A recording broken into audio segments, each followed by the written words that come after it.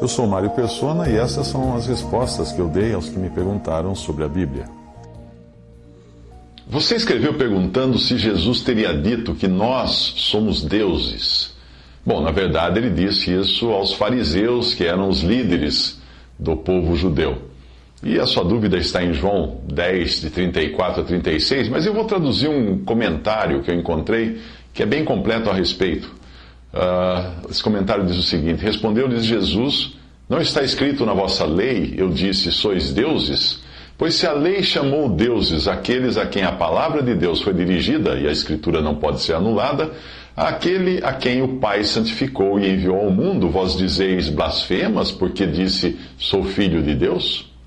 Aqui o Senhor Jesus citou o Salmo 82, 6 para aqueles judeus, para aqueles líderes judeus. Ele chamou isso parte da lei. Em outras palavras, foi tirado do Antigo Testamento que eles reconheciam como sendo a palavra de Deus inspirada. O versículo completo lá no Antigo Testamento diz assim: eu disse, vós sois deuses, e vós outros sois todos filhos do Altíssimo. O salmo era dirigido, aquele salmo em particular, era dirigido aos juízes de Israel. Eles eram chamados deuses, não por serem divinos, mas por representarem a Deus quando julgavam o povo. A palavra hebraica para deuses é Elohim e significa literalmente poderosos e pode ser aplicada para personalidades importantes, como os juízes.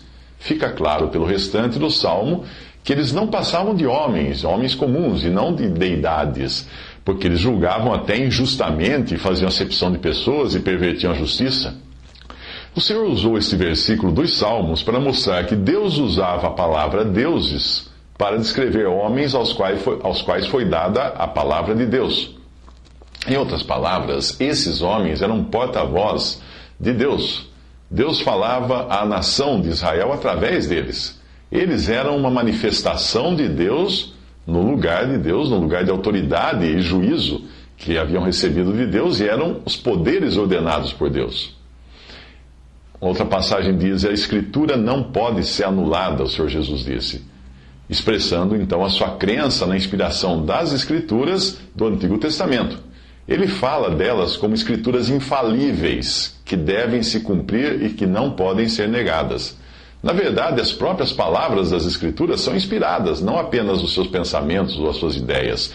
Todo o argumento do Senhor está baseado numa única palavra: deuses.